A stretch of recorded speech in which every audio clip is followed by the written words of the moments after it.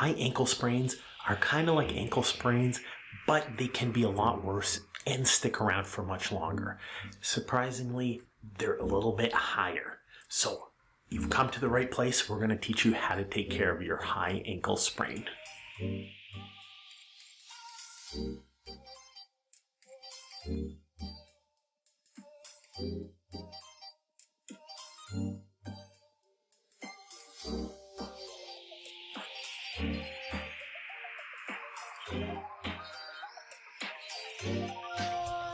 So this is your ankle anatomy. So right here, you have your fibula. Right here, the bone coming up here, you have 3 easily damaged ligaments. So right up here, from the tip of the fibula to the talus, you have your anterior tibiofibular ligament. Down here, you have your calcaneofibular ligament. And back here, you have your posterior tibiofibular ligament. So what we're going to be talking about today is actually right here, the tibia and the fibula right here. And right here, this is called the high ankle sprain. This is your anterior inferior tibiofibular ligament. So it gets pretty complicated, but basically your talus, or correction, your tibia comes up like this, and your fibula comes up like this. For your high ankle sprain, it's when you land and your foot twists out like this.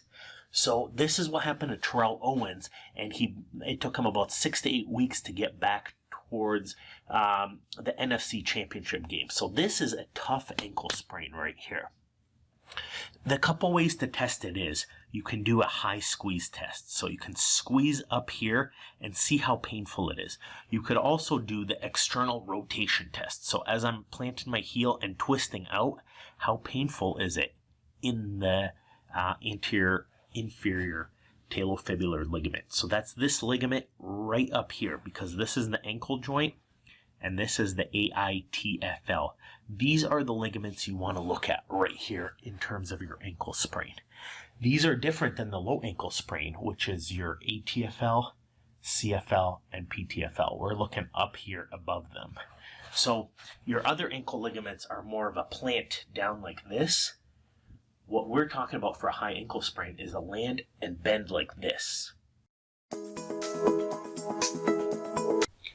The home treatment guide consists of proven, scientifically reliable tips and tricks. So number 1, you got to consider which stage you have.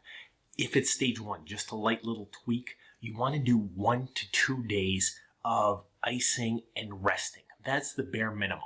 Stage 2, you want to go about 4 or 5 days of resting and icing. And if it's a grade 3 or stage 3, you want to do at least 1 to 2 weeks of icing and immobilizing this thing. How do you know it's a grade 3? Usually when it's black, when it's swollen, when it looks really messed up, but it's not quite a break yet. Grade 1, that's when it's a little tweak, it's a little bit sore, but you're still walking on it. You're not really concerned that something's really damaged. So this always makes sense. You cannot skip this inflammation stage. I re-emphasize that. This is where the biggest mistakes show up online. People try and get you moving right away or some type of massage.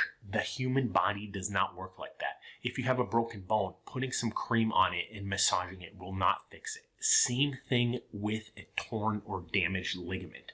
So grade 1, rest it for a few days. 2, rest it for almost a week. 3, 1 to 2 weeks. Immobilize, rest, ice, compression, elevation. The one medication that does make sense is anti-inflammatories.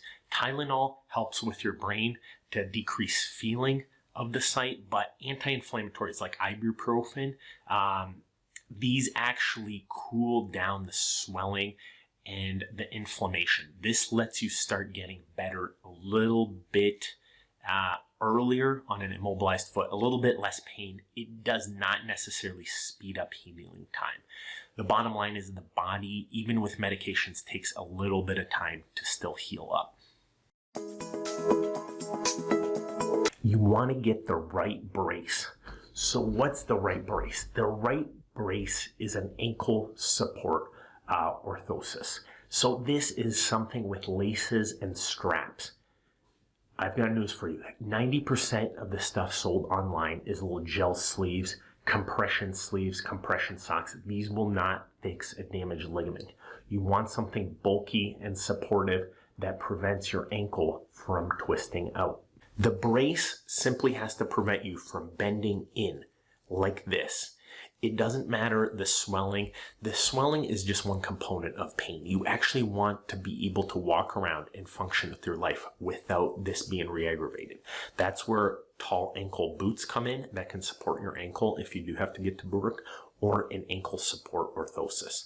It's grade 1, you want to wear that for maybe a week. A grade 3, so going to the other end of the spectrum, you want to wear that for up to 6 weeks. This lace-up brace is the single most important thing to speed up your healing, because preventing re-injury is the quickest thing. Phase 2 is getting your strength back. So after between 2 to 6 weeks have gone by, so grade 1, that's about 2 weeks, to grade 3, that's about up to 6 weeks. You want to be using your lace-up ankle brace. Then you want to start working on your rehabilitation. This is going up and down on your toes, twisting in and out, drawing the off alphabet with your big toe. But the bottom line is, on a practical level, this is something that gets a lot of hype, but is not that practical. It's really immobilizing it. That's the key. When you go online, you're going to read 8,000 different things. These are the tricks. These are the massages. Everybody shows the type of cream to put on. This is all hype. The bottom line is the ligament needs to be protected. Once it heals, you're good to go. You can do anything you want. Stretching and massaging does not help a torn ligament heal. I cannot emphasize that enough. Everybody's looking for a trick, but the bottom line is, just like a broken bone needs a certain time to heal, a torn or damaged ligament just needs to be protected, and it will heal on its own.